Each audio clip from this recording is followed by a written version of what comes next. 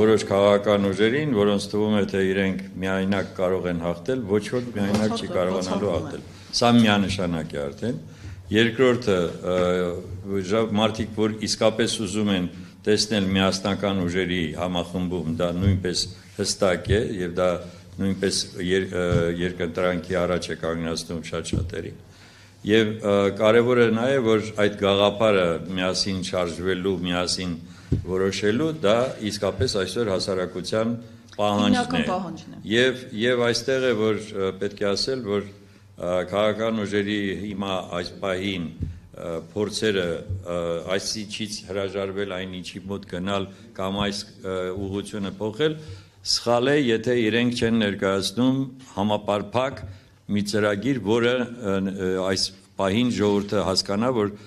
իրոք լինելու այլընտրանքային։ Կոնկրետ հարցերը տեսեք որն են։ Եթե մենք արտաքին քաղաքականության հետ ենք կապում, այս նաև դժգոհությունը հիմնական եւ անվտանգության հետ կապված, ապա այստեղ շատ կարեւոր մի հանգամանք կա։ Մարդիկ տեսնելով ինչպիսի քաղաքականություն է վարում այսօր Նիկոլ Փաշինյանը, տեսնում են Թուրքիայի եւ Ադրբեջանի վարած քաղաքականությունը մեր նկատմամբ։ Եվ սա բերում է հենց այդպիսի հակադարձության։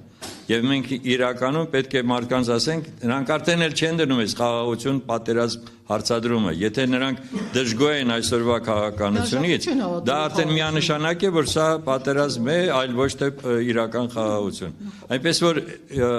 հարցերը շատ են եւ ես ուղղակի ուզում ասեմ, որ միասին շարժումը հենց այնպես չի ձևավորված, որ լինի ուղղակի անունը միասին, մենք այդ միասին գաղափարը պետք է իրականացնենք եւ ես կարծում եմ, որ դա հաջողվելու է մեզ առաջիկա այս 1-2 ամսվա ընթացքում։ Հիմնականում խնդրեմ, հիմա կարող եք հարցեր տալ։ Լավատեսությունը անպարագիծ, դե միասին միասնության կանա եւ միասնության թեվը։ Համեցեք։ Այսինքն շատերը միասինի մասին խոսում են, բայց հասարակությունը չի տեսնում այդ միասինը։ Այսինքն հասարակությունը պատրաստ է, քաղաքական ուժերը ոչ։